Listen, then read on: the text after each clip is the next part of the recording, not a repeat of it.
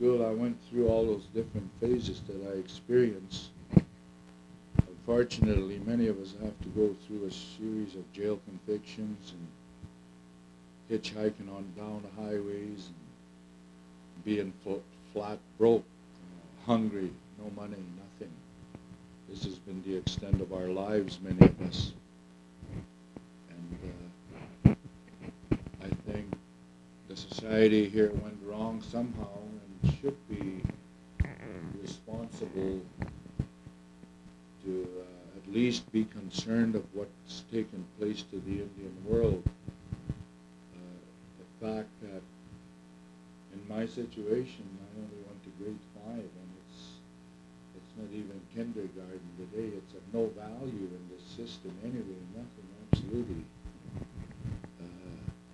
So this is where I've been all my life. I mention often, if you cage an animal, a wild animal in a zoo, and you go and turn him out over there after keeping it in the zoo for several years, and you go and turn it out there in the wild, in a natural habitat, it's going to have a difficult time surviving.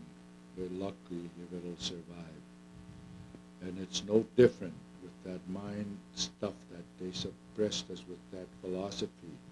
It's the same way when we go out, supposedly we're should have been productive to walk alongside this system, but no, it was the other way around. We regressed instead, and it's just like throwing us out into a concrete jungle here with no experiences to survive on. That's why there's a lot of difficulties in the Indian world, why we see a lot of alcoholism, people passing out on the street, in back alleys. You look around, many of the natives are disabled. You see a lot of them walking around with crutches, black eyes, blood all over, drug addicted, alcoholism involved, violence. We live in a violent world.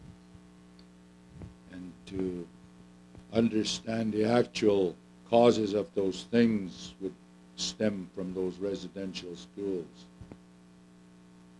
And it's not the fault of these innocent people that are down there in that situation. Somebody holds responsibility for that, because we're landless, we're homeless, we're penniless, we're welfare victims. We've been driven to the sidewalk